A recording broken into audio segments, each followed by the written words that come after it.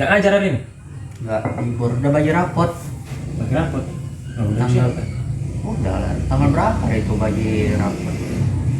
Oh, apa lagi namanya? Ujian apa? Semester. Semester. Naik kelas. Iya. Tadi malam kemana? Hari malam pergi ke Serdang Daga, Tebing Tinggi. Iya, soalnya aku tengok ada kayak masjid-masjid cantik gitu. Aku tanya ini di mana lokasinya gitu. Cuman aku teringat, wah anak ini kemarin katanya mau ke tebing gitu. Tapi ini tebing di mananya? Aku baru nampak juga masjid cantik kayak gitu. Entah apapun nama jalannya. Sekalian main ke sana, untuk kan ada juga guru kami yang sakit. Jadi sekalian aku sana jenguk, dan main-main. Oh. Habis bagi raport kan, jadi kami guru-guru tahfiz ke sana main-main aja ya. Sampai malam ya, main-main kalian ya. Dari pagi sampai malam ya. Luar biasa. Temenku hari ini mau pulang, Oh, nginap gitu. nginap di sana. Cuman lantaran semua ada kegiatan hari ini, kita malam akan pulang. Jam berapa habis ini? Sampai sini kami jam 12 kalau salah. 12 aja. 12 malam? Iya. Ya udah besok juga ada ceramahnya. Udah hari ini juga. Enggak, belum nyampe jam 12. belum nyampe 12 itu, jam setengah 12 gitulah. Apa? Karena ini apa namanya? Udah semester, ujian semester, udah penat. Refreshing lah kalian sekalian ya. Nah, Pas pula sekalian jenguk guru Guru, ya. ya suami niat memang mau jalan-jalan. Belum ada waktu. Pas kalian dengar kabar guru sakit, udah kalian ke tebing aja. Berarti ini sebenarnya kalian liburan di atas penderitaan orang. Enggak. Gimana tahu ya kan? Kebetulan nih ada guru sakit, udah nanti pulang Kita jalan-jalan. Nggak tahu ya. Enggak. Apa kok ngajar kayak mana? Baik, ngajar SD. Oh, ngajar SD. Ngajar SD ada. Kelas? Kelas 1, kelas 2. Tadinya sama kelas 3. Itu pendidikan formal atau non formal? Formal. Formal, SD swasta. Iya. IT. Oh, SD IT, Islam Terpadu. Ngajar SD kelas 1, Kelas 2. kelas 2, Kelas 3. kelas 3. Nah, 3 kelas lah kau pegang ya. Yang kalian pelajarin tuh apa yang kalian ajarin sama anak-anak SDIT ini? kalau SDIT ini, kalau misalnya untuk Islam Terpadu, dia lebih dominan ke tahfiz. Hafalan Quran ya. Hadis. Nah itulah Kayak pesantren? Bisa dibilang kayak pesantren. Dia itu pun bahasa sehari-hari orang itu. Kadang kami gabung nama bahasa Arab, bahasa Inggris sama ya kayak pesantren. Kayak pesantren juga ya? Iya. Cuman bedanya nggak nginap ya? Enggak. Pulangnya pun kalau IT ini biasa sampai sore. Oh iya? Iya. Anak kelas 1 kelas Iya. 2 sampai sore? Kami pulang ke jam 3 Dari pagi? dari pagi. Berarti kegiatan orang. jam belajar SDIT ini lebih padat daripada jam belajar SD negeri, biasa. SD swasta biasa. Iya. Nggak pening kepala anak-anak tuh. Lebih banyak apa ya setelah kegiatan kayak jam-jam 9 kan duha. Nanti habis zuhur nanti kadang kami buat istirahatnya agak lama gitu. Jadi kalau misal di full kan belajar pening kalau orang itu. Iya lah, karena ya kita kan tahu sendiri anak-anak, yang namanya anak-anak kan pasti otaknya masih otak main-main gitu kan. Usah orang itu kita mengadang belajar macam segitu pening. Oh berarti yang kalian ajarin sama anak-anak tuh Quran, hadis, matematika ada juga. Ada pelajaran apanya IPA. ada, tetap ada. Cuman lebih ada pelajaran tambahannya yaitu tadi lah kayak tahfiznya. oh dia kalau misalnya di SDIT ini dia lebih mengedepankan pelajaran-pelajaran agama Iya. Itu dia. daripada pelajaran-pelajaran umum. Tapi bukan berarti nggak ada ya. Bukan berarti nggak ada, tetap ada. Kayak pesantren juga lah ya. Iya. Cuman dia bedanya kalau pesantren dia pulang ya kan, jumpa sama mama. Apa nggak Nggak pulang? pulang. Kalau ini masih bisa jumpa sama mama ya. Kalau punya mama. Berarti apa ya? Kalau bisa dibilang pesantren modern bisa lah ya dibilang kayak gitu ya. Bisa. Saya bilang gitu. Bisa ya. Bisa. Cuman kalau pesantren itu kadang SD nggak ada. Ini lah jadi pesantrennya SDIT. Oh, biayanya? Biaya tergantung sekolah sih. Ada yang mahal. Oh tergantung yayasan lah ya. Tergantung yayasan.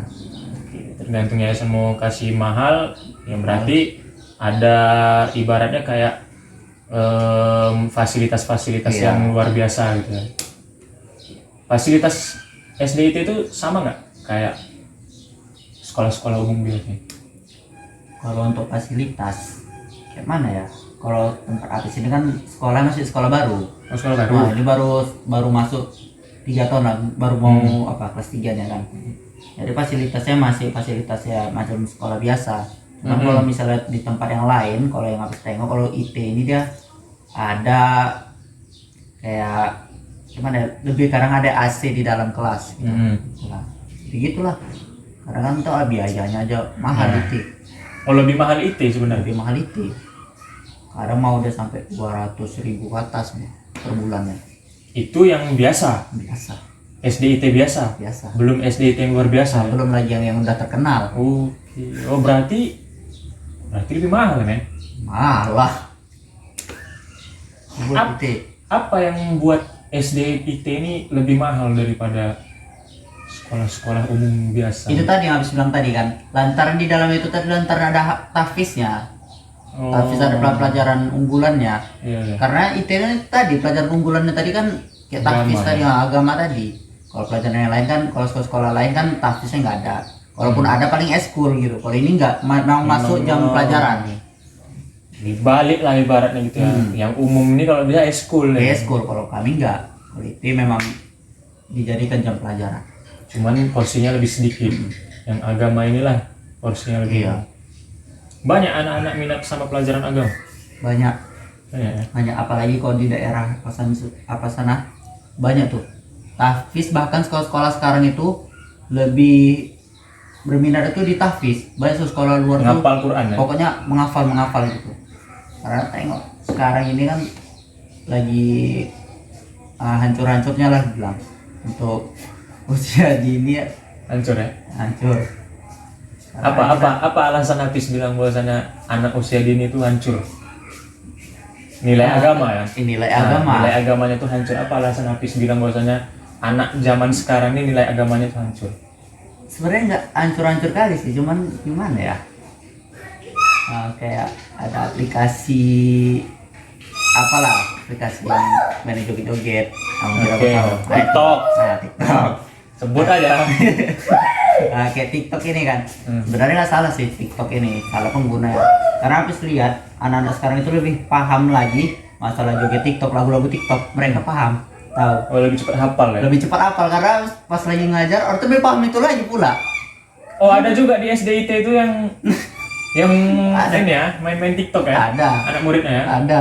Itu tergantung kayak mana orang tuanya lah itu sebenarnya. Iya. Kalau misalnya memang sebenarnya itulah tadi memang bukan salah didik sih. Karena apa-apa sedikit anak-anak nangis kasih HP. Apa-apa sedikit kasih HP. Itu tadi. Makanya dia lebih paham masalah TikTok. Orang tua lah berarti ya posisinya. Nah, berarti kan ibaratnya gini. Bukan anaknya yang nggak baik. Orang tuanya yang Iya. Salah gimana dibilang salah didik, bilang nggak salah didik, gimana bingung juga bilang. terlalu dimanja. Nah, terlalu dimanja. Berarti banyaklah minat anak-anak usia dini itu untuk belajar agama ya. Iya, Banyak. banyak. Terutama untuk yang hafal Quran. Iya. Nah gini, masalahnya juga gini kan. Anak seusia 7 tahun lah, yang kelas 1 biasa, 7 atau 8 tahun. Dipaksa untuk orang itu kan sekolah kan pasti maksa. Iya. Untuk dia ngapal Quran. Kalau dia nggak hafal, hukum atau nilai direndahkan. Iya. Kemampuan menghafal anak-anak ini kayak mana sebenarnya? Nah, sebenarnya lebih enak mengajarkan anak-anak dari umur 7 sampai sekitar 10 tahun itu enak kan ngajar. Untuk mengajarkan metode talqin. Talqin itu kan kita baca mereka ulang. Murojaah. Bukan ya? itu mengulang hafalan. Kalau talqin ini kita membacakan hafalan, misalnya orang itu ngapal An-Naba ayat pertama. Kita baca amma yatasaalun, mereka ulang. Mereka bacanya gitu, kita baca. Itulah yang orang tuh ingat terus. Ya itu mereka ingat terus. Itu makanya mereka tuh mudah mengingat, susah juga melupakannya. Itu pula kalau anak-anak ini. Jadi lebih enak kami tuh ngajar itu yang kecil-kecil kayak SD kelas 3 tuh masih enak lah. Tapi kalau misal udah masuk usia belasan itu udah mulai agak sulit, cuma tergantung anaknya sih. Nah, kalau misalnya memang mudah menghafal mudah, kalau susah ya susah. Tapi kalau misalnya memang mood, kalau paling enak ya memang itu tadi lah, usia 10 ke bawah tuh enak. Masih fresh otaknya ya. Masih fresh kan ya. Tapi kan anak-anak kayak gitu kan pengen main. Cara Hafiz lah untuk ibaratnya, dek kita ngapal dulu gitu, atau nak kita ngapal dulu gitu. Karena kan dia kan kalau misalnya lagi seru main, pelajaran apa aja mampus itu bodo amat gitu. Kita ikuti kemauan orang itu. Kalau misalnya memang mau sambil main-main, kita ikuti sambil main. Jadi Kalau sambil misalnya- main-main ngapalan apa? Tapi kalau misalnya untuk kami di SD memang kami tekankan, kalau misalnya memang mau pas belajar. Mereka orang itu pun paham. Ya. Nah, itu pun orang itu paham kalau misalnya mau menghafal. Tapi bukan berarti kan yang ngelawan ya? Ada juga yang ngelawan. Oh ada. Melawan ada juga. Sabarnya satu juga ada. Mau main-main kok suruh ngapal. Iya. Lagi enak main, menghafal pening. Nah jadi orang tuh murojaahnya Murojaahnya itu baca sama-sama. Mulai pelajaran mereka baca sama di bawah gurunya lagi di kelas. taunya kalau orang itu hafal atau enggak? Jadi pas nanti ujian semester itu ada nanti tes hafalan. Jadi pun kalau misalnya apa nih di sekolah pun ada juga namanya sidang munakoso. Apa tuh? Itu di tes hafalan mereka. Apa tadi namanya? Sidang munakoso. Sidang Munakoso. munakoso. Iya kalau di apa kan ada juga. Cuman kalau di bagian ada pelajaran tahfiznya. ada Oh, juga. kalau di pesantren dia kayak Hatam Sugro gitu ya? Iya. Oh. Gitu. Jadi ada juga mereka diwisudakan selesai juz 30 diwisudakan. Jadi kalau misalnya biasa di pesantren kan selesai 30 juz baru diwisudakan. Kalau kami sebagai penyemangat mereka itu adalah kami buat per juz selesai juz 30 kita wisudakan, kasih sertifikatnya gitu. Itu memang semua SDIT seperti itu atau kalian sendiri yang buat? Iya. gitu? Kalian sendiri? Rata-rata sekolah-sekolah yang ada tahfiznya dibuat kayak gitu. Oh. Jadi sebagai penyemangat orang itu sebenarnya. Jadi semakin termotivasi mereka untuk menghafal lagi gitu. Nah, naik kelasnya ini kayak mana? Sistem naik kelasnya. Sama kayak sekolah biasa, ya ujian biasa gitu. Nah, misalnya gini kan. Hafal lah dia nih 30 juz. 30 juz 30. Dari An-Naba sampai An-Nas kan. Hafal dah ini semua. Tapi dia masih kelas 1. Itu udah bisa dinaikkan ke kelas 2? Enggak. Gimana maksudnya dia caranya? Kayak kalau untuk tahfiz ini kayak mana ya? Kalau memang selesai lah juz 30 ya udah selesai, kita masukkan juz 29-nya gitu. Enggak tergantung selesai juz 30 ya baru naik kelas 2, enggak. Oh gitu. Kalau misalnya pelajarannya tetap pelajaran biasa untuk menaikkan kelasnya, ikuti kayak matematika, bahasa Indonesia tetap kayak gitu. Meskipun dia nggak hafal juz 30 ini, Ya tetap naik gitu. gitu. Berarti bukan patokan lah ya? Bukan sebagai patokan. Kalau sempat jadi patokan ngeri kali. Meriah. Kayak misalnya aku aja juz 30 hafal berarti aku masih kelas 1 ya. Banyak kan kelas nanti kalau gara-gara kayak gitu. Ya. Tapi kalau menurut Apis kan, anak-anak yang baca Al-Quran nih, yang minatnya banyak di tahfiz nih, sebenarnya itu memang dorongan dari diri orang itu atau dipaksa orang tua? Ada yang memang dari paksaan orang tua, ada yang memang dari kemauan sendiri. Kayak semalam itu ada satu murid kami, itu orang tua pas lagi sakit, tapi tetap mau dia masih minta diantarkan untuk ke tahfiz. Itu masih TK, semalam tuh baru ikut wisuda juz 30. So, memang kemauan dari dirinya. Ada juga dari memang faktor dari orang tua suruh ikut tahfiz. Nah itu nanti pandai-pandai gurunya lah supaya buat orang itu nyaman untuk di tahfiz. Enggak, maksudnya gini. Kenapa kok orang tuanya pengen anaknya hafal Quran? Kenapa dimasukkan ke SDIT? Kenapa enggak ke pesantren hafiz Quran? Gimana? Kalau Misalnya gini kan, banyak orang tua yang pengen anaknya hafal Quran. Kenapa dia memasukkan anaknya ke SDIT daripada memasukkan anaknya ke pesantren, pondok tahfiz misalnya? Karena kan gini, porsinya gini. Kalau di tahfiz Quran full dia kan, menghafal Quran. Bahkan nanti ada masa-masa mereka tuh murojaah, ya memang harus benar-benar getor lah bahwasanya dia tuh harus hafal Quran 30 juz misalnya. Tapi kalau memang ada orang tua yang pengen anaknya itu masuk untuk tahfiz Quran, kenapa tidak di pesantren? Kenapa harus ke SDIT? Oke. Jadi sebenarnya nggak semua orang tua masukkan orang itu ke SDIT, dimasukkan mereka ke sekolah biasa, sekolah swasta kan. Sekarang lagi besar-besarnya di rumah tahfiz kan bersera. Jadi dimasukkan orang itu ke rumah tahfiz. Ya bagi kalau misalnya memang dia mau sambil sekolah mungkin kan gini, kalau misalnya masuk sekolah biasa, setelah pulang baru belajar tahfiz, mungkin untuk capek. Nah capek. Semua orang tua juga ada tinggal begitu. Jadi capek mungkin karena udah selesai di sekolah masuk lagi ke rumah tahfiz, jadi bagusan masuk ke SDIT. Jadi sekalian di situlah belajar alternatif lah ya. Oke, berarti SDIT ini umumnya dapat, tahfiz dapat. Jadi kalau misalnya sekolah biasa kan capek, orang tuh baru pulang sekolah, udah masuk ngaji lagi. Kalau udah pulang ke rumah tau lah, malas jadinya. Iya pula ya. Oh ya, alternatif lah ya. Kalau misalnya memang kau mau masukkan anakmu ke pondok pesantren tapi pengen dia dapat pelajaran umumnya, ke SDIT aja gitu. Oh gitu. Berarti punya presentasi yang tinggi bahwasanya anak-anak lulusan SDIT ini kalau udah lulus nanti bagus lah. Iya. Jamin? Gak bisa jamin sih. Gak bisa jamin. Iya. Tergantung orangnya. Tergantung yang pendidik di dalam sekolah itulah. Bagus. Tergantung plan guru. Iya. Kalau misalnya bagus didikannya bagus lah itu. Jamin? Ya. Berarti tergantung gurunya ya? Iya, tergantung gurunya. Gurunya bagus, lulus anak ini nanti bagus lah dia? Bagus dia. Gurunya tak bagus? Kalau tak bagus cara mendidiknya tak bagus lah itu. Nah, tapi gimana kalau misalnya gurunya udah bagus? Dapat sertifikat nomor 1 lah misalnya dia dalam mendidik. Lulus anak didiknya nanti jadi bangsat. Wah. Nah. Berarti bukan kayak mana ya? Nggak ada jaminan berarti ya? Berarti kalau misalnya kayak gitu berarti guru bukan salah gurunya berarti. Nggak ada jaminan berarti. Iyalah. Nah, SDIT pun nggak ada jaminan.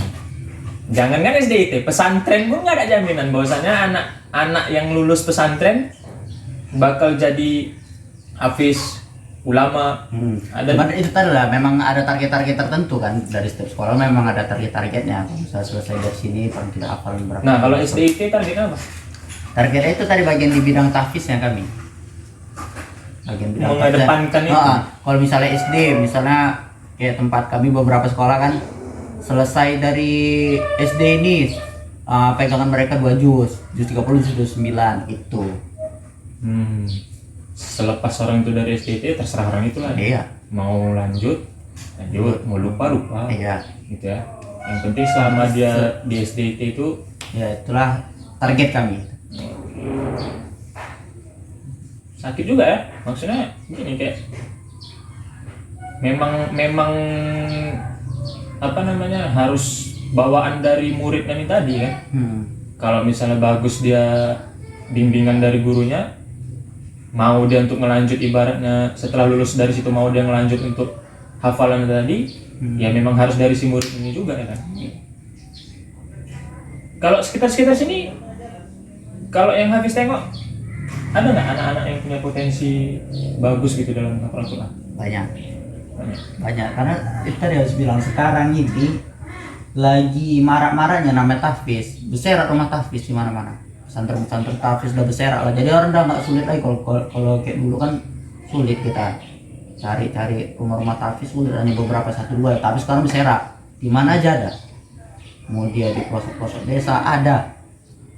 Itu jamin, maksudnya gini, memang benar-benar orang pengen mendirikan rumah tahfiz tuh memang ibaratnya kayak amal atau memang ada duit di situ?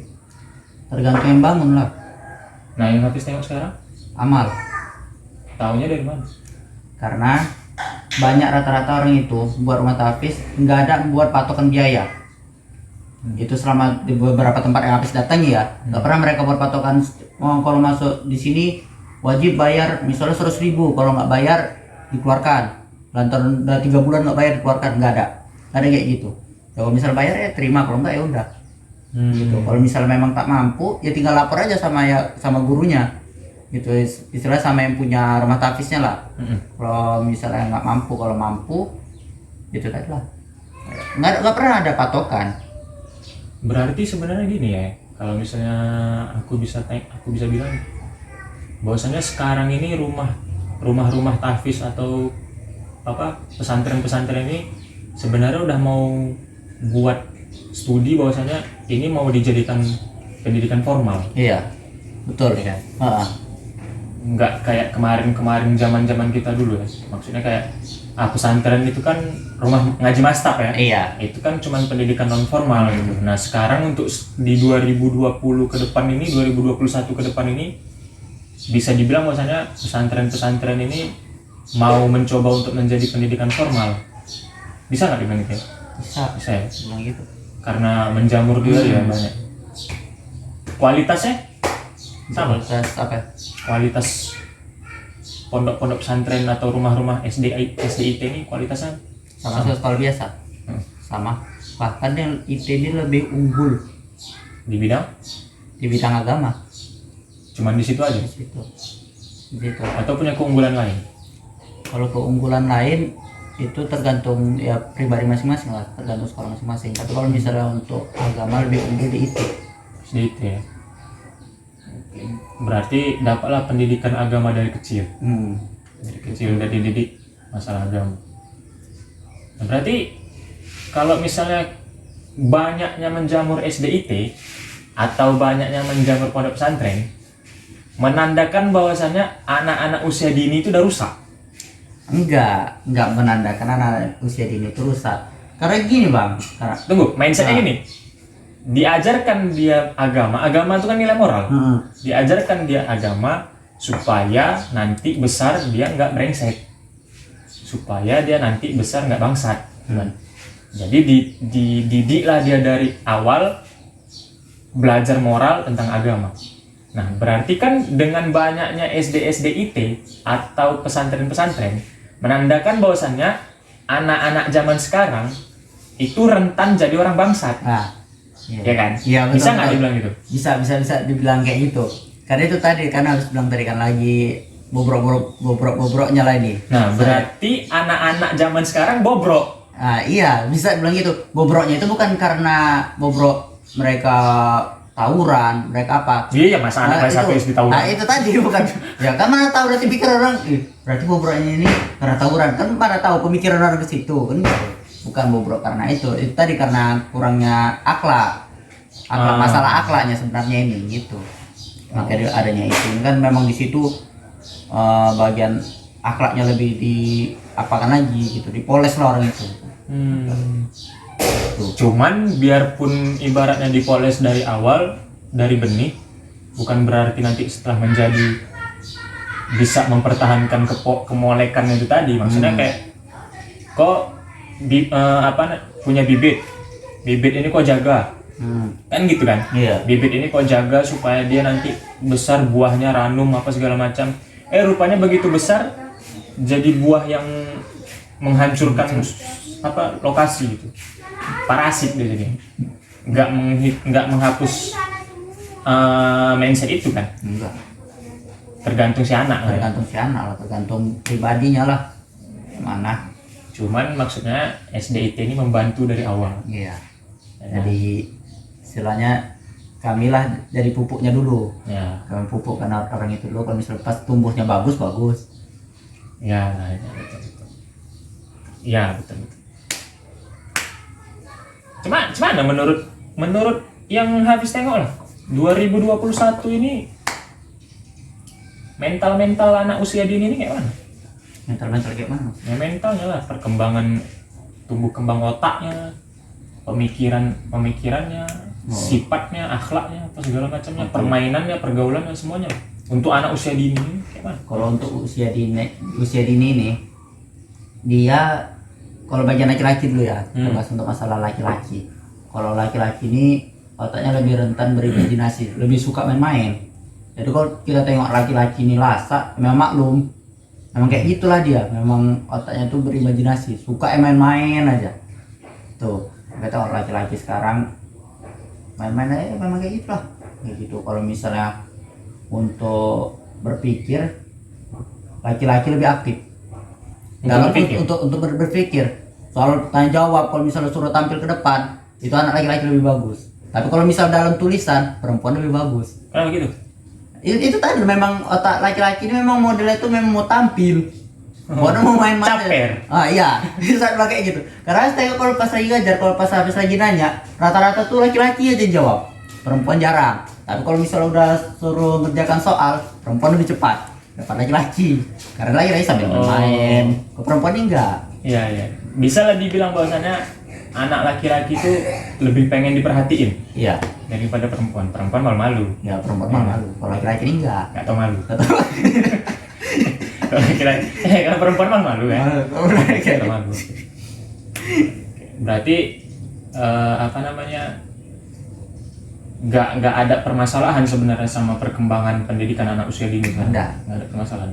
Nggak bermasalah. Yang penting dipupuk dari awal. Dibuat bagus tuh. Nah, udah dibagusin nih, dikasih pupuk nih dari awal, dari jam 8 pagi sampai jam 3 sore, misalnya sekolah SD itu, pulang dia ke rumah atau ke lingkungannya, ada nggak kekhawatiran kalian bahwasanya besok dia bakal menghilangkan apa yang dia dapat hari ini? Ya, ada, karena pernah juga dapat aduan setelah kalau misal di sekolah kami buat ada sholat duha, nanti sholat zuhur di masjid kami buatkan. Supaya pas pulang sholat asar kadang tinggal. Nah itu orang tuh yang kadang pening gitu. Makanya kami buat kayak mana cara supaya ini kapuk. Kami buat setiap pagi kami tanya kayak mana sholatnya. Kami buat ada buku laporan sholat. Iya. Nah jadi orang tahu kalau misalnya sholat apa enggak. Kayak bulan puasa tuh bukunya tanda tangan ustaz. Tanda tangan ustaz. Iya kami buat juga kayak gitu. Jadi kalau misalnya orang nggak sholat ada hukumannya. Kami buat misalnya suruh istighfar satu waktu tinggal kami buat 50 kali istighfar. Ya udah lama-lama mereka jerah. Bahkan untuk tinggal sholat mereka takut. Nah berarti kan orang itu takut dihukum kan? Jadinya. Dari situlah mereka terlatih. Iya. Karena gini, men. Pernah ada kejadian gitu. Kalau misalnya nggak sholat di masjid, dapat hukuman ini gitu. Nah berarti kan dia kan sholat di masjid itu karena takut dihukum. Sementara kita kan mikirnya bahwasanya yang namanya ibadah kan harus dipaksa, ya kan? Iya betul. Nggak ada perkataan bahwasanya masa ibadah dipaksa, mana boleh? Ya memang harus dipaksa, namanya ibadah gitu. Nah berarti nggak masalah dengan hukuman-hukuman ini. Nggak ada. Nggak masalah. Jadi kalau mereka jadi terlatih untuk takut meninggalkan sholat pertama, memang takut pertama meninggalkan karena dapat hukuman. Tinggal sholat nanti dapat hukuman nanti dari mualim-mualimahnya katanya. Karena takut. Dan lama-lama mereka berpikir, nanti lama-lama mereka juga bisa berpikir bahwa meninggalkan sholat ini ada dapat ganjaran dosa, dapat ada lagi nanti hukuman dari Allah dan gitu. Nah, nanti pokoknya mereka bakal terlatih dan dia orang tua pun nanti melapor sama kami, anak ini betul-betul sholat atau enggak. Dan bisa aja ganti tulis sholat itu sendiri. Oh kan? Pernah ketipu? Pernah. makanya kelas guru pun ketipu sama anak kelas 1 SD gitu. Kelas 2 ya? Kelas 2. Berarti jadi, kelas 2 ini lebih pintar dari lain. Itu makanya tadi kami juga harus ada komunikasi sama orang tua murid. Okay. Itu jadi gimana betul nggak nih anak ini gitu. Jadi ada juga laporan dari orang tua murid. Bukan hanya kalau misal dari murid aja payah kadang. Berarti orang tua harus nengok 5 waktu ini anaknya ke masjid atau enggak? Iya. Sempat juga. Ya itu tergantung orang tuanya lah.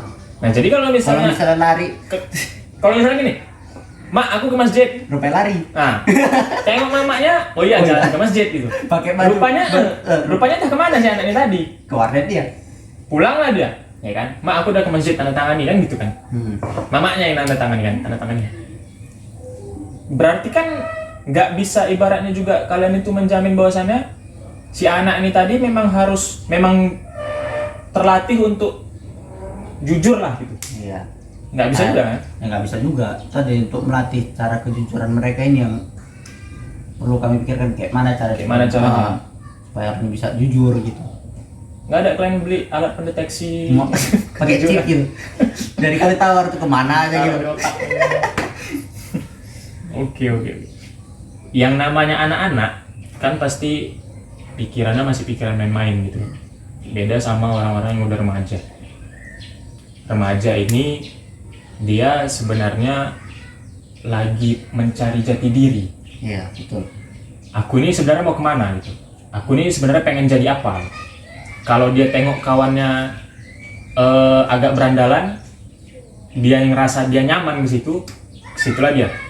Kalau dia tengok kawannya ini senang bergaul sama perempuan, laki-laki senang bergaul sama perempuan dan dia nyaman, ke situlah dia.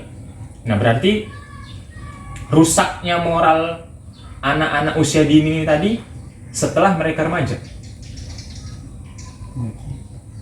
Gitu nggak? Rusak mereka nih ketika di usia Remaja. Jadi untuk masalah remaja, mana ya? Rusaknya mereka itu kan tergantung, ya semua orang pun tahu karena lingkungan. Ya. Karena lingkungan. Jadi ada juga yang pas lagi ini dah tahu dia nih, ini nggak betul. Aku coba untuk memperbaiki diriku. Rupanya lingkungannya tidak mendukung. Itulah perlunya ada orang motivasi untuk memotivasi dia, ikut kajian ini, kajian itu, untuk memotivasi dirinya. Karena lingkungan ini sudah tidak ada dukungan dari lingkungan. Lingkungan pengaruh, Bang. Sangat pengaruh. Pengaruh ya. Nah, berarti kan ada nilai yang nggak bisa ditinggalkan di dalam lingkungan itu. Nah, untuk menciptakan lingkungan yang kondusif ini, supaya anak-anak remaja ini tidak termakan sama lingkungan yang tidak kondusif, untuk menciptakan lingkungan yang kondusif, yang baik, yang supaya mereka ini nggak nyasar, ada nggak dari bekal dari mereka sekolah sebelum tamat tuh, dari kalian nggak, misalnya SDIT, guru-guru SDIT, ada nggak bekal kalian kepada anak-anak usia dini supaya mereka tuh memilih jalan yang jangan sampai ke lokasi yang tidak kondusif? Ngerti? Ngerti. Jadi kalau misalnya jadi ada bekal mereka iya, untuk misalnya supaya nggak terpengaruh lah. Jadi kalau misalnya untuk kayak gitu, untuk supaya boleh bergabung sama orang itu. Tapi tengok waktunya sholat, kita sholat. Ya kita ikuti permainan orang itu. Asalkan jangan menyimpang pula, ikut judi, kita main judi, enggak. Maksudnya ikut permainan orang itulah. Pas judi aja tinggi sholat gitu ya. Kadang bisa. Pas judi kan main judi juga. Misal pas main HP, misalnya main HP, main game. Ya udah pas waktunya sholat, kita ikut sholat. Jadi pun mereka bakal juga bisa berpikir, ya enak juga nanti berkawan sama ini, aku nggak sholat. Kan bisa berpikir juga kayak gitu. Nah, itu pemikiran Hafiz yang saat ini umur segini, atau Hafiz membayangkan bahwasanya mereka bakal berpikir seperti itu? Iya. Ketika di usia remaja, mereka pasti bakal berpikir seperti itu. Karena pernah juga Hafiz alami sendiri. Makanya bisa bilang kayak gitu, karena Hafiz pernah mengalami di hal tersebut gitu. Hal itu pernah Hafiz alami. Jadi kalau misalnya kalau misalnya ikut main sama dia kan, supaya pas tiba-tiba memang dia nggak ngajak, meninggalkan sholat, kan kita lama-lama pikir, kok bisa kayak gitu ya, aku kok enggak, kan gitu. Dia pasti bakal berpikir seperti itu. Lingkungan tadi lah ya. Lingkungan tadi. Jumpa sama anak-anak kayak gini, bisa dicontoh, ambil. Iya.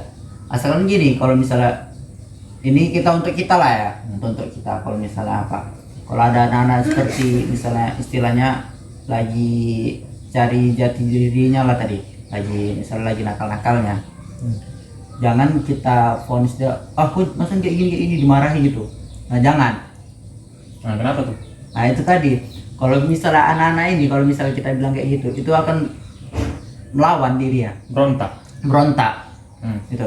Jadi itu tadi kita motivasi dia, jangan sekali kalau kasih nasihat itu yang pedas-pedas. Jangan langsung, pokoknya yang langsung kena ke mentalnya lah. Jadi kita pelan-pelan. Yang pertama kalau misalnya sholat nggak mau, ya udah, biarkan aja dulu. Tapi pelan-pelan, tiap rutin kita pas waktu sholat kita ajak sholat. Kalau mau udah, ya udah. Lama-lama nanti bosen sendiri, dia bakal ikut. Nah, itu pemikiran Hafiz atau memang bakal seperti itu? Itu masih pemikiran Hafiz. Pemikiran Hafiz aja ya. Iya. Karena nggak menutup kemungkinan bahwasanya nggak mungkin dia bakal seperti itu juga. Berarti sebenarnya gini, bisa nggak dikategorikan bahwasanya rusaknya akhlak rusaknya akhlak anak muda ini setelah dia selesai pendidikan anak usia dini. Setelah dia SD, masuk dia ke SMP. Disitulah mentalnya rusak semua. Bisa nggak dibilang gitu? Bisa. Saya bilang kayak gitu. Makanya dari itu tadi kan banyak orang tua yang khawatir mungkin kan, oh nanti aku udah keluar dari sini nanti lingkungan dapat masuk ke pesantren. Kan mungkin diarahkan. Kalian yang mengarahkan memang? Enggak. Kami aja mungkin hanya kasih masukan. Orang tua lah mengarahkan anaknya. Mungkin anaknya enggak lah, janganlah masuk pesantren. Ada yang nggak bisa dari orang tuanya. Jadi dimasukkan juga ke sekolah-sekolah Islam terpadu. SMP kan ada juga, SMP itu kan ada juga gitu, supaya dibuatlah kesibukan sehari-harinya apa, kegiatan-kegiatan biar full, biar ikut ngaji sore, ikut ngaji baca Quran, ikut rumah tahfiz, terserah dia, yang penting ada kegiatan dia gitu. Bacanya kayak gitu. Karena gini kan, ya Hafiz bisa tengok sendiri lah di lingkungan kita aja lah kayak gitu kan. Anak-anak remaja, anak SMP lah. Remaja ini kita kategorikannya SMP ya. Iya. SMP sampai di SMA. Ya kan, ini kategori remaja. Banyak yang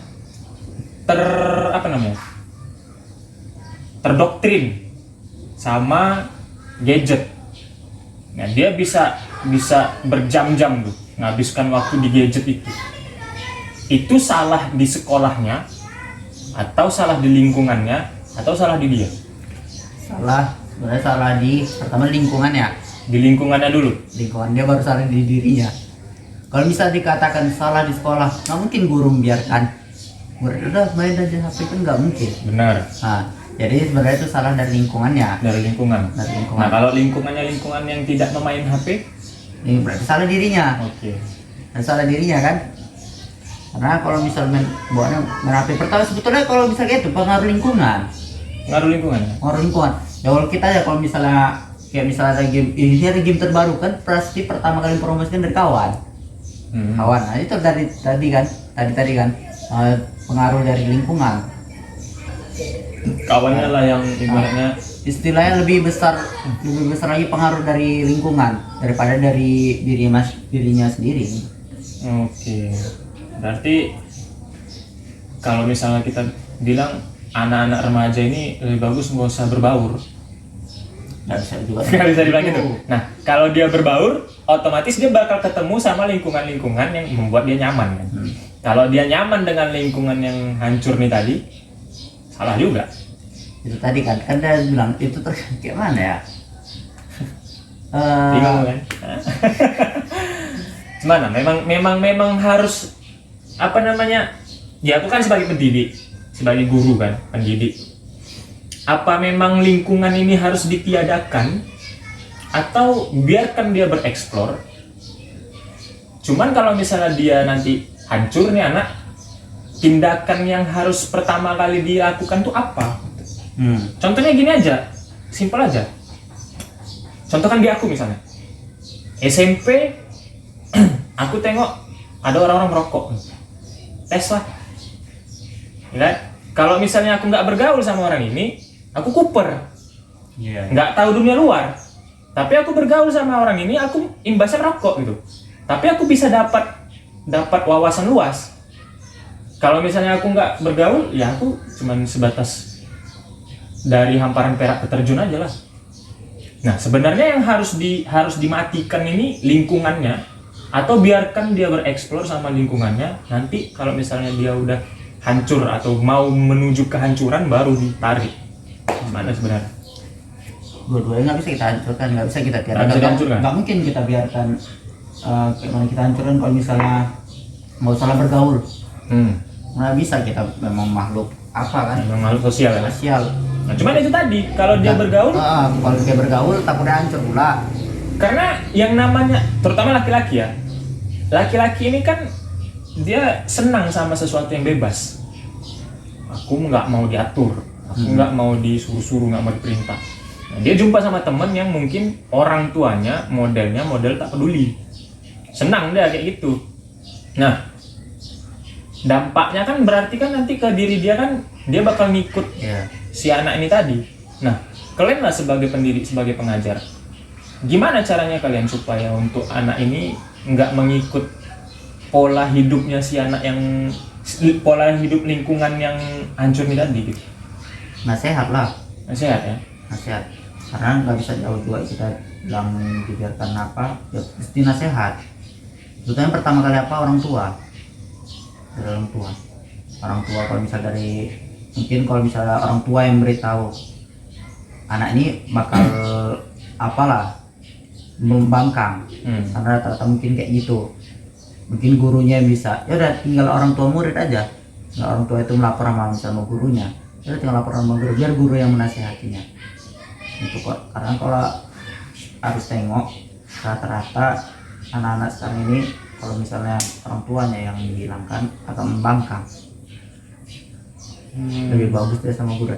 Kenapa dia bisa seperti itu? Karena mungkin salah dari, nggak salah sih dari orang tuanya, mungkin kurang pendekatan sama si anak. Karena kalau guru biasanya harus dekat sama anak, karena kita harus tahu watak anak masing-masing. Tapi ada juga model guru yang main serampang. Iya. Nah, mana tuh? Memang harus ada kayak gitu kalau di sekolah, Bang. Memang harus dipukul. Nggak harus dipukul sih. Serampang lah katakan. Kalau misalnya kalau kita nggak ada ajaran guru, kita apalah istilah lembut kali sama murid, nggak bakal didengar sama murid. Karena istilah gara takut sama guru. Jadi kita harus ada sikap tegas juga. Tapi ada juga saatnya kita untuk lembut sama orang itu. Timingnya ada. Nah, timingnya ada. Jadi ketika pas lagi ngajar memang harus tegas. Nggak ada cerita lembut. Tapi ketika di luar misalnya lagi istirahat, nah itu ada waktu untuk kita lembut sama murid terdekat. Gitu. Kalau misalnya murid lebih takut sama guru daripada sama orang tua, berarti lebih hebat posisi guru lah daripada sama orang tua. Nggak bisa. Sementara dia lebih dengar kata gurunya daripada Kadang kata bilang orang tadi tua. gini loh, Bang. Karena kadang sama orang tua murid sama orang tuanya lah kurang dekat gitu. Karena apa-apa sedikit kurang lah sama orang tuanya. Kalau sama guru mungkin kadang gurunya masih mau cerita-cerita sama dia, makanya kadang murid ada yang lebih dekat sama guru Daripada sama orang tua. daripada sama orang tua. Karena kurang dekat ya sama Salah nggak itu? Dibilang salah sih salah. Nah, jadi kalian sebagai guru, kalau misalnya ada murid yang lebih dekat sama kalian daripada sama orang tuanya, tindakan kalian apa?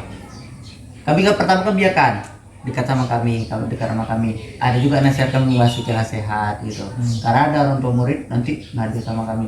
Kenapa sih lebih dekat sedikit-sedikit sama walim, ada lebih dekat sama walim sama walimahnya daripada sama kami gitu. Orang sama kami ini payah dia kalau misalnya suruh ini agak melawan. Tapi kalau disuruh sama walim-walimahnya mau nurun. Jangan kan orang tuanya gitu. Nah, itu. Kawan. Jangan kalian nih orang tuanya gitu. Enggak lah. Nah, setelah kami kasih nasihat, alhamdulillah ada perubahan. Ada perubahan si anak ini, ada perubahan lah. Pokoknya apa-apa itu orang tua ini jangan sampai istilah nggak ada laporan sama guru gitu. Kalau apa-apa lapor aja apa kendala di rumah sama si anak ini. Jadi kami paham, bisa kami kasihlah masukan-masukan. Berarti komunikasi kalian komunikasi dua arah lah ya. Sama guru, sama orang tua, sama murid. Sama murid. Orang tua harus komunikasi sama kalian, murid juga harus komunikasi sama kalian. Iya. Hebat ya. Dan itu salah sekarang ini kenapa sih anak ini suka kali apa? Karena orang tua kadang suka pas di depan kawan-kawannya dimarahi.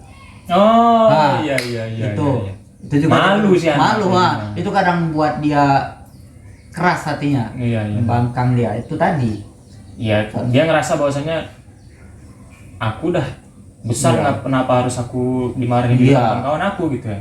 Itu tadi buat malu. Pokoknya jangan sekali bilang jangan, pokoknya jangan bilang jangan lah. Paham kan maksudnya gitu. Pokoknya jangan bilang kita lah. Nanti bakal buat si anak ini tadi. Kalau menurut Hafiz,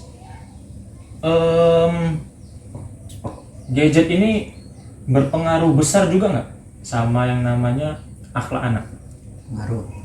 Ngaruhnya di mana? Nggak salah di gadgetnya, tapi salah penggunanya. Iya. Kan nggak mungkin diciptakan tidak ada manfaat, secara manfaatnya. Jadi tergantung si penggunanya lah. Kalau misalnya bagus dia menggunakannya, bagus lah. Lebih bagus dia bersosialisasi dengan keadaan sekitar atau lebih bagus dia bersosialisasi dengan gadget? Keadaan sekitar. Kenapa gitu? Karena ya tadi kita makhluk sosial, kita nggak bisa apa-apa dari HP.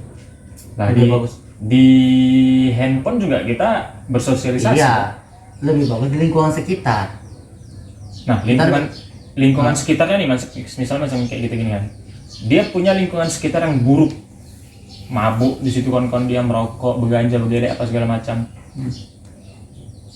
Kemudian dia lebih memilih untuk main gadget aja gitu daripada gabung sama, takut terpengaruh.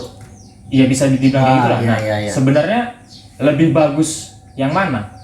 Dia bersosialisasi dengan keadaan lingkungan dia sekitar atau dia dengan handphone. Oke. Tapi di handphone juga tidak menutup kemungkinan dia buruk di situ. Kenapa? Kayak ditengoknya proxy XNXX misalnya, atau dia mengaktifkan itu pakai VPN, nengok-nengok bokep, ya kan? Tontonan-tontonan joget-joget anak-anak remaja yang depan besar belakang besar. Kita bisa, ya kita tahu sendiri lah kayak mana perkembangan Instagram sekarang ini. Video-video dari TikTok itu bisa masuk Instagram. Di TikTok juga kayak gitu. Anak-anak remaja sekarang pasti banyak TikToknya kan. Di YouTube juga kayak gitu. Tidak ada platform yang tidak punya celah. Kalau bisa aku bilang kayak gitu. Semuanya pasti ada celah. Di gadget dia buruk, di lingkungan juga buruk. Apa yang harus dipilih? Oke. Kalau misalnya pemikiran dari Apis ya, kalau misalnya Apis lah di keadaan tersebut, Apis tetap berpikir ya bagusan, ya Apis bilang tadi memang harus bersosial, termasuk sosial ya kan, lebih bagus di lingkungan sekitar. Tapi kalau misalnya memang dia takut, nanti gara-gara ini aku terpengaruh, bagusan main HP, nggak masalah. Tapi jangan gara-gara itu tadi kita jadi kuper. Kita kebanyakan di rumah aja. Iya, nggak ada di luar gitu. Ya sesekali kita keluar. Iya, maksudnya kan ibaratnya gini. Kita takut terpengaruh sama lingkungan luar. Karena lingkungan luar itu buruk, gitu kan. Banyak tak bagusnya lah gitu. Jadi kita memilih untuk lingkungan yang ada di handphone. Nah, handphone ini kan juga bisa jadi buruk kan. Ya nengok-nengok Instagram, nengok-nengok tete, nengok-nengok pantat yang gitu kan. Nengok-nengok YouTube kita juga, nengok video segala macam juga. Berarti kan kalau bisa dibilang komunitas ya, dua komunitas ini, komunitas lingkungan sama komunitas gadget, berarti kan dua-duanya kan buruk. Nah, apa yang harus dia lakuin supaya dia tidak terpengaruh sama lingkungan yang buruk dan juga gadgetnya yang buruk? Nggak mungkin dia nggak main gadget, nggak mungkin dia nggak bersosialisasi, tapi di antara dua ini dia harus ada memilih kan? Apa yang harus dia perbuat? Gitu.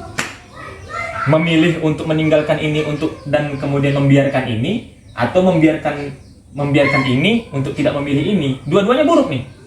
Nah, kira-kira apa yang harus dilakuin? Kalau kayak gitu nggak bisa. Kalau misalnya kita yang bilang berarti kita harus pilih ini karena lebih bagus, nggak, itu tergantung pribadi kita lah berarti. Berarti jadi bawaan diri ya? Bawaan diri. Kalau misalnya memang kita istilah lebih bagus dari HP, tapi jangan itu tadi lah, jangan meninggalkan. Tergantung, nggak bisa kalau misalnya harus bilang kalau HP suruh milih karena lingkungan sekitar buruk, lebih bagus main HP. Tapi kalau misalnya memang kita nengok dari HP pun tadi tengok kita apa ya bagus, dua-dua ditinggal. Bisa lu tinggalkan dua-dua? Itu tadi masalah kan, bisa atau enggak? Nggak bersosialisasi dan nggak main HP loh. Gue lagi gini aja loh. Hebat kan? Nggak bisa ya? Nggak bisa. Berarti harus tetap memilih salah satu. Pilih salah satu. Pilih lingkungan atau pilih gadget? Siapa? Kalau Apis. Kalau Apis lebih pilih lingkungan. Tinggalkan gadget. Tinggalkan gadget. Meskipun lingkungan yang hancur seperti itu. Berarti tugas kita untuk merubahnya.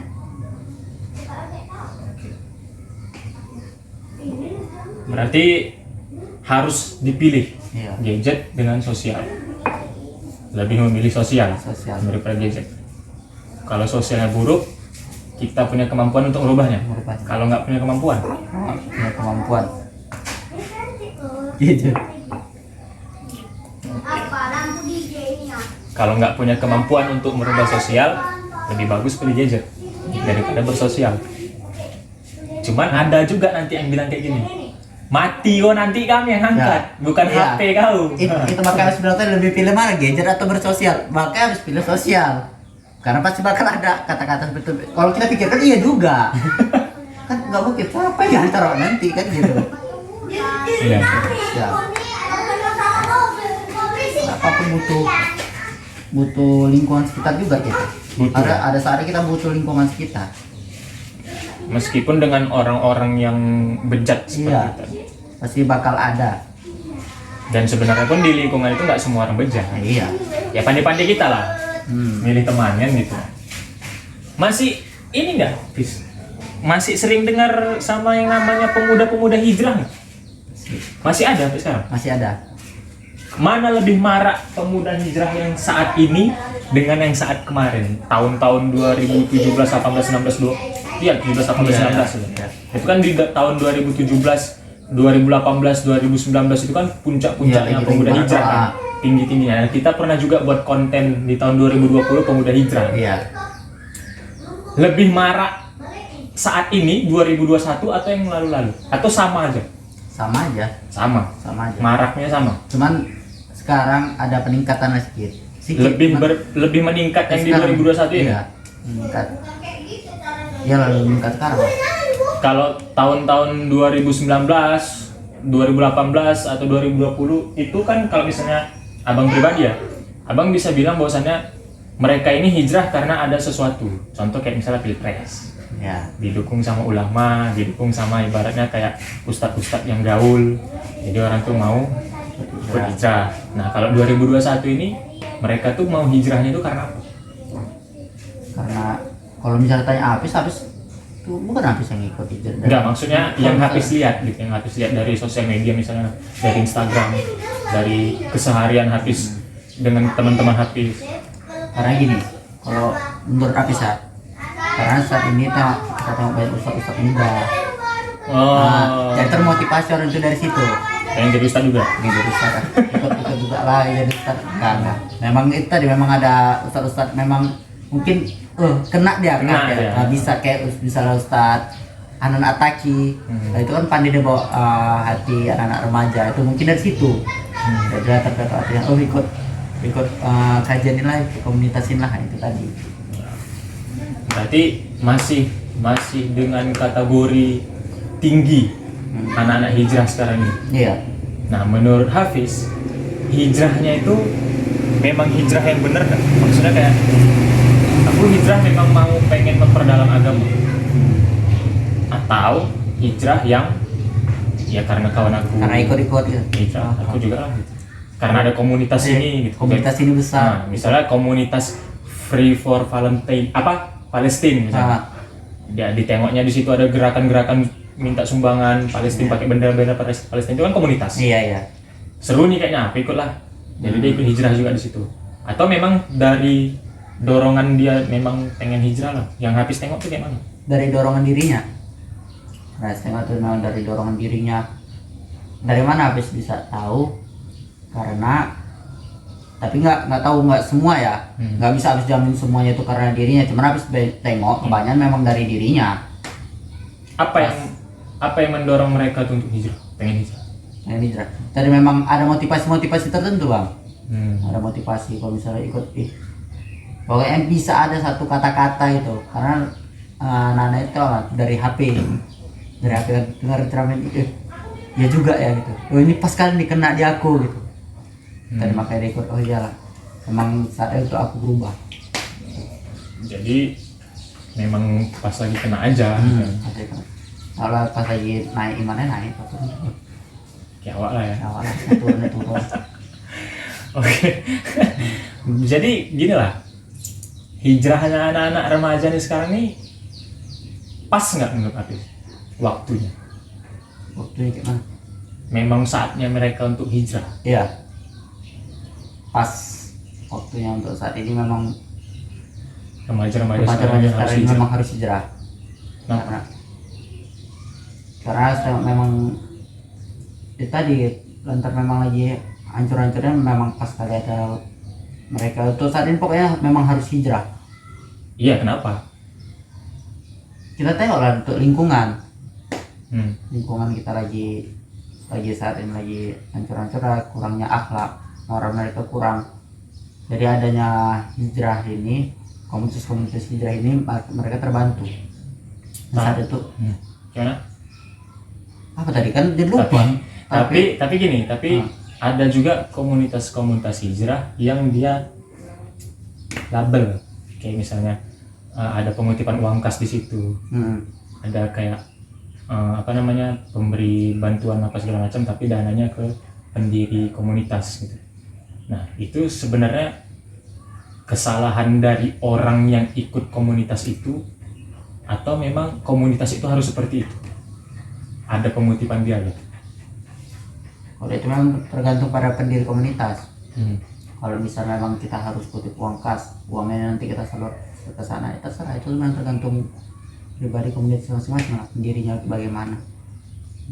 Pokoknya dari pemikiran pendirinya lah, tergantung dari pendirinya. Nah bisa tetap apa kan juga, yang mana benar atau salahnya kita nggak bisa kita ungkapkan itu, ini benar, ini salah nggak bisa. Orang hijrah itu memang harus ikut komunitas atau enggak? Nggak mesti ikut komunitas. Kenapa mereka ikut komunitas? Itu tadi, karena dalam ini anak-anak muda. Jadi semakin termotivasi, semakin semangat gitulah. Oke. Nah, kalau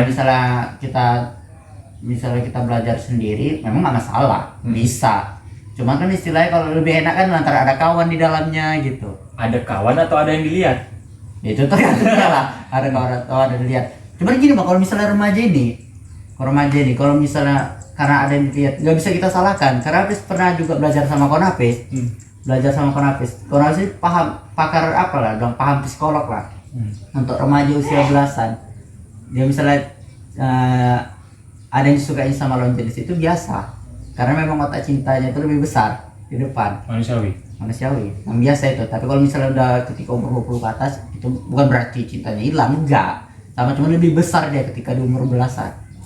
Oh, lebih tinggi keinginan dia untuk pacaran. Iya, itu biasa, memang istilahnya memang manusiawi lah. Dan tergantung kita lagi ya, kalau misalnya orang tuanya lagi kayak mana cara mendidiknya.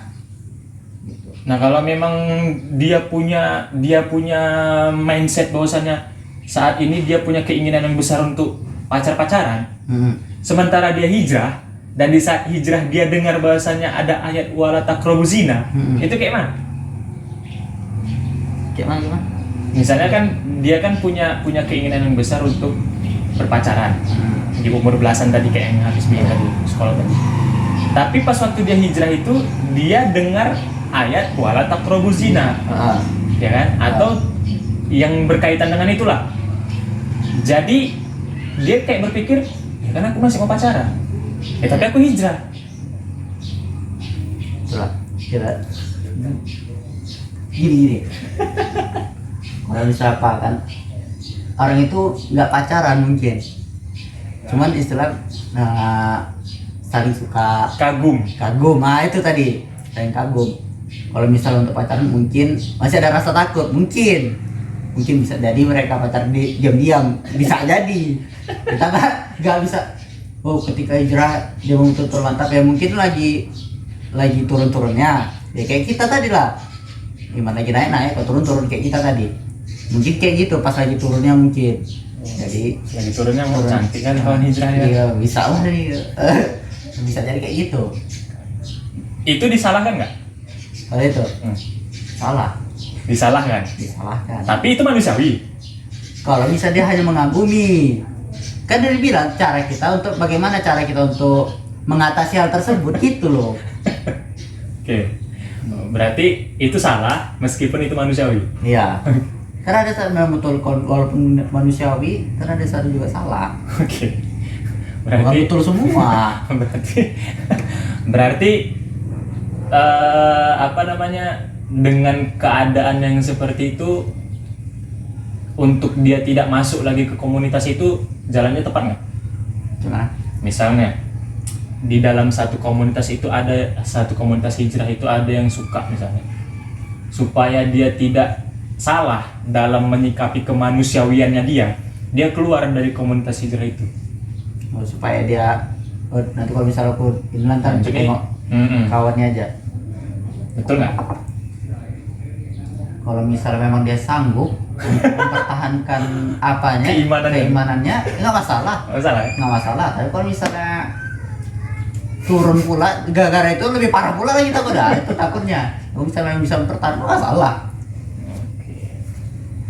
Berarti masih inilah ya, masih worth it lah ya kalau misalnya anak-anak muda sekarang ini hijrah. Masih bagus lah ya. Bagus. Alasannya karena memang lagi bobrok-bobroknya. Iya. 2 pertanyaan, Hafiz. Menurut Hafiz, pendidikan anak usia dini yang seperti apa yang ideal untuk supaya mereka itu keluar dari PAUD, tetap mereka itu dalam jalurnya gitu. Misalnya keluar dari SDIT, tetap mereka dengan ibaratnya dengan hafalannya, dengan norma-norma yang diajarkan di SDIT itu. Nah, menurut Hafiz, pendidikan seperti apa yang ideal untuk anak-anak seperti itu supaya nanti mereka pas waktu remaja masih bisa terarah, ya kan? Dewasa mereka tinggal nuai hasil aja. Oke. Kalau misalnya kayak gitu, berarti kita ikuti yang sejalan aja. Dan misalnya dari SDIT, memang nggak masalah sih kalau misalnya memang dia misalnya mau masuk ke SMP biasa nggak masalah. Tapi ketika pulang dari SMP itu mungkin kita masuk ke rumah tahfiz atau ke ngaji-ngaji yang lain supaya mereka tetap terarah. Kalau misalnya apa kan tadi lantaran lagi apanya ikut terpengaruh takutnya. Memang nggak masalah kalau misalnya memang masuk SMP, bukan berarti kalau misalnya dari IT harus masuk IT lagi, dari SDIT ke SMP IT masuk ke SMA IT, nggak mesti. Pokoknya buat kesibukan mereka. Lantar IT ini tau lah, lantar waktu belajarnya memang full day, dari pagi sampai sore kita buat belajar supaya memang ada kesibukan mereka supaya jarang di rumah gitu. Jadi pokoknya kita buat dengan sejalan. Misalnya dari SDT kita masukkan kemana lagi kira-kira supaya mereka tetap bisa menjaga hafalan mereka, menjaga akhlak mereka. Itu yang ideal. Itu yang ideal. Supaya mereka terarah dari SD, SMP, SMA, kemudian terarah, itu yang ideal. Berarti dia harus ada berkesinambungan. IT atau pesantren atau rumah tahfiz lainnya, pokoknya dia berkesinambungan lah. Oke. Yang kedua, menurut Hafiz, lingkungan seperti apa yang bisa mencegah anak-anak hijrah ini keluar dari komunitas hijrah? Contoh, dia udah bagus nih dengan kehijrahan dia, masuklah dia ke komunitas, bagus dia di komunitas, ya kan? Cuman kan kita tahu bahwasannya tidak mungkin di komunitas itu tidak ada gesekan. Nah, dengan baiknya dia di komunitas itu, bagaimana caranya supaya dia keluar dari komunitas itu tapi dia masih membawa nilai-nilai yang bagus, nilai-nilai yang baik di lingkungan dia? Apa yang harus dilakuin? Apa yang harus kita lakuin misalnya gitu? Misalnya kita ada di dalam lingkungan komunitas, kita komunitas hijrah nih. Kita udah berhijrah. Kemudian kita masuk ke komunitas hijrah. Nah, di komunitas hijrah ini ada gesekan misalnya gitu kan. Akhirnya kita keluar. Kan karena ibaratnya mungkin nggak senang sama orang hijrah itu. Nah, dengan kita keluar dari komunitas hijrah ini kan otomatis kan kita sendiri. Ya kan? Sendiri, kemudian bertemu lagi dengan lingkungan-lingkungan yang ibaratnya rusak. Nah, apa yang harus kita lakuin supaya kita nggak terpengaruh dengan lingkungan yang rusak ini tadi?